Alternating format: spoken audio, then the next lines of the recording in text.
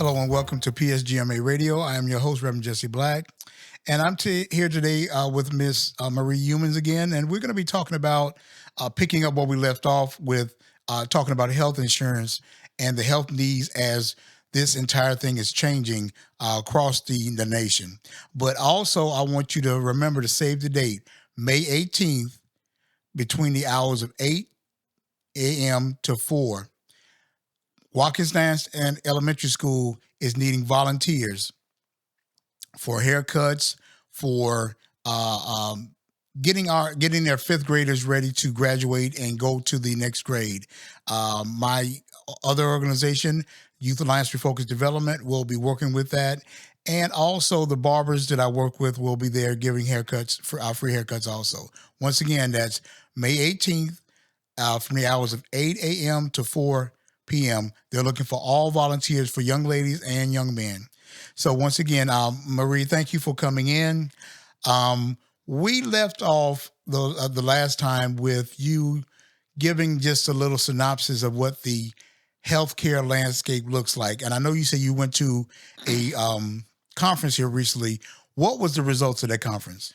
So the conference basically discussed the future of the Medicare system and just healthcare as a whole, specifically for Medicare though, and how some of in 2027, some of the plans that are available now, they are going to be non-commissionable for agents. That means that some of those plans will not be written by agents because they're not going to get paid for them. Usually that's a sign that things are going to phase out. Some of these plans are some of the plans that we admire because they service a lot of the people that we know need help. So this is where I'm asking, everyone to kind of hold their elected officials accountable for, and, get up to speed and know how Medicare works, ask questions, and if you know that your loved ones are on said plans and this may not be available next year, then you need to start planning for that. So I noticed you mentioned the plans. What are some of the major drawbacks now with these plans going away? What demographics will this really be affecting? This is going to affect a lot of the urban neighborhoods, a lot of Black and brown people, those who receive Medicaid and Medicare. So right now, a lot of these plans have extra services, that what we call extra benefits, where it helps pay for food, medical bills, co-pays. You get a card, and that is kind of like a stipend, and you're able to swipe that card, and that card, it acts as a debit card.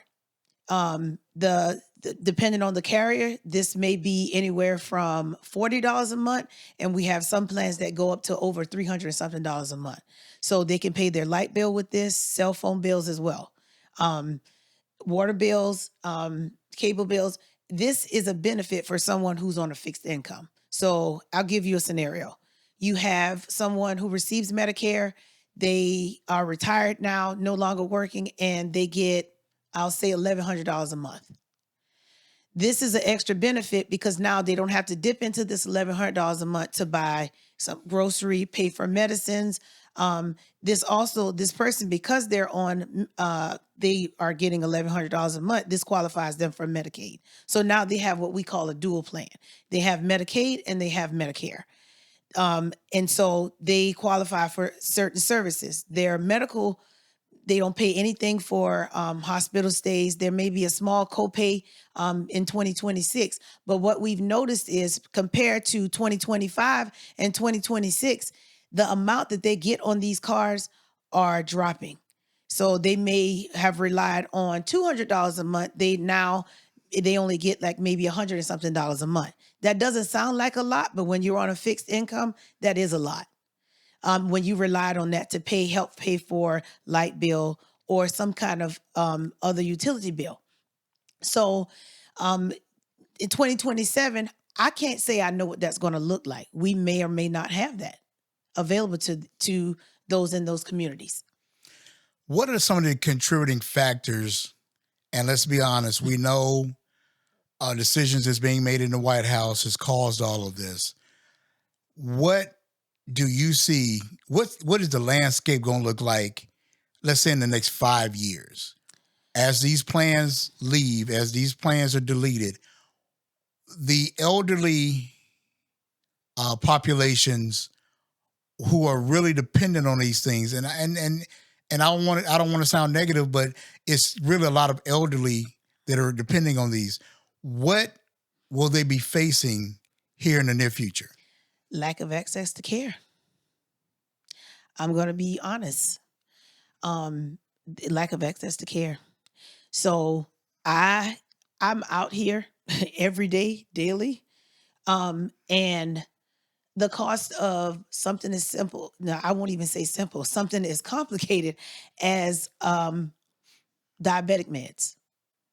The average diabetic med is $600. I just gave you a scenario where I said the person has $1,100. They're getting $1,100 a month. And matter of fact, I'll go a little bit further. I'll say they get $1,375. That amount that cuts them off from getting Medicaid, right? So now they don't have everything, the cost of that medicine has to come out of their pocket now. Or they don't even know that they qualify for Medicaid. And so now they got to make a decision. Am I going to pay my bills or am I going to buy this medicine that's going to keep me alive?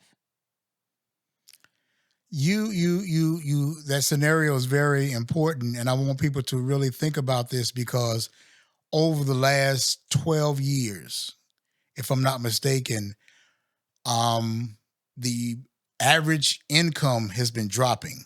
Mhm. And that's for medium families all the way down. So your poverty level in the country is roughly about $29,000. So the figure she just gave you, you divide that by month by a 12-month year, and what you'll find out, some of these people are literally starving to death Mhm.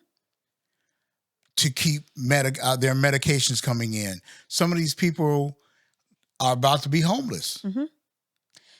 And it's ironic that these plans were put into place for certain demographics, because in order to do what this person wants to do, he wants to eliminate as much as he can for those that's not like him, that are not making six figures, that are not sitting on let's be honest, a throne.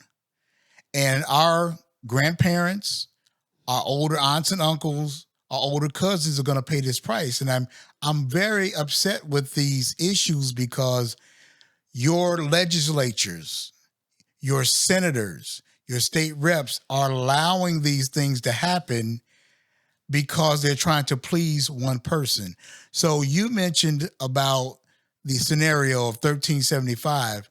For most people to understand, that amount is a fixed amount, and anything, any dollar amount above that keeps you from getting Medicaid. So now, when you look at the cost of medications rising, when you look at the cost of food rising, when you look at all these things rising, and the income is stagnant, is static, is not moving, what are some of you mentioned about the card, the benefits that card Mhm. brings, but now you also said the amounts are about to change. Yeah, the amounts have changed. So, like I said, 2025, they were getting a little bit more.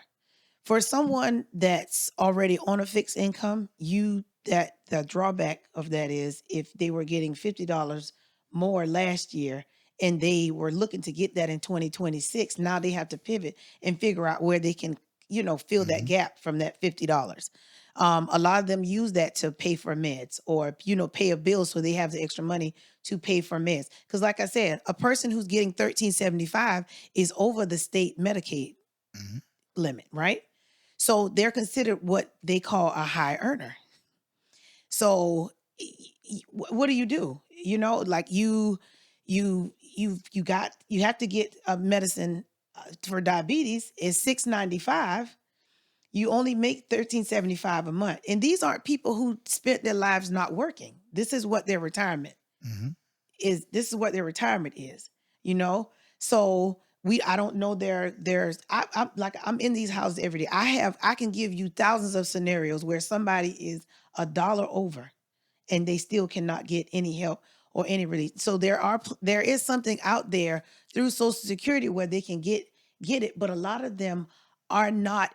They don't know that they can apply for it, and this is where I'm asking too, those ages 40 to 63 to get educated, not only for yourself but to help the people in your family so they know what they need to qualify, what they can qualify, and what they need to apply for. Some of them aren't familiar with some of the jargon or some of the technical information Mm-hmm. that they need to know, or just how the programs work. And they're not applying because they automatically think that they don't Mm-hmm. apply. Because you may not qualify for full Medicaid, but you do qualify for partial Medicaid at $13.75. So that means the Part B premium that they're used to taking out, which is 202. Mm-hmm. Now you get that money back on your Social Security. So that's $202 that's freed up for you now that you can use. And you now see you bring up another valid point because we're talking dollars and cents here, Mm-hmm. but we're actually talking human lives. And you said a high earner, They consider that a high earner. $1,375 is really not a whole lot of money when you think about it. But because of the way the system is laid out, they're almost looked at as a millionaire. You might say as a millionaire When it comes because to this, yeah. yeah. So why am I so adamant about this? For the last 2 years, we've seen an assault on our elderly. We've seen an assault on our youth in certain demographics. And too many people are sitting silent. So, Marie, I got a question. I want you to look at this. What can you do as far as setting up a town hall or even just coming and meeting with people? Would you be able to do that? I am available. I would like to do more. I want to partner more with pharmacists. I want to partner more with healthcare practices. I want to partner more with nurses. I want churches to start having health fairs. We got to reach the masses because I'm seeing this upsurge in people who qualify for certain benefits and they don't know. And part of that is because of the stigma in a lot of these communities about insurance and talking to people who are agents, not just health, but in life insurance, things like, because this all runs full circle. All that stuff ties together. That's it. Because if you don't have the right health care, then you need to be having the right life insurance, because you're going to need it. Yes, sir. If that person doesn't have access to care, and I want the young adults, help your grandparents, help your parents understand some of this stuff, because a lot of times I'm trying to help people, and because they fear my title, they refuse the help. That's it. And fear keeps them from getting the education on said subject Mm-hmm. because they fear that they think that I'm there to harm them. I'm there to help you. I know all these programs. I know stuff outside of these programs. I can walk you through it. So if you're uncomfortable, get someone there with you whenever these people are coming to help you, so that you know, and then you feel empowered instead of someone getting over on you. Right. Everybody's not here to get over on you. There are people out. I'm trying to help. So if I got to do a town hall, whatever I need to do, I'm willing to do it, because I don't going to this conference. Things are going to be very different in 2027. Okay. So So, as we get ready to wrap it up here, what other closing thoughts or comments do you have?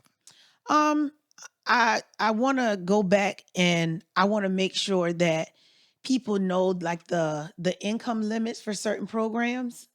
Um, Look those up in your community, and I want people to know that when it comes to Medicare, it's based on the plans that are available to you are based on your zip code, and they're based on you know your income limits, whether you qualify for dual Medicaid and Medicare, if you meet that threshold or not.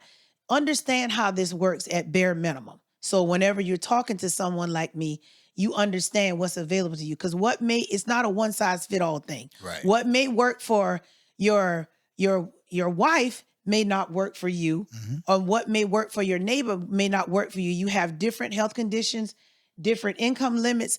So just because this person qualifies for the benefits that I told you about, you may or may not qualify because it's not available in your zip code. And see, the way you find out is getting in touch with her. So give them your contact information so they can reach out to you. So you can call me directly. The office 803-319-4117. My email is Marie at UPG team. That's TEAM.com. I'm open to any and all questions. I do home visits. I do seminars. I'm available to you if you're willing to take the help. Amen. And thank you for tuning in, and may God bless and keep you as I pray.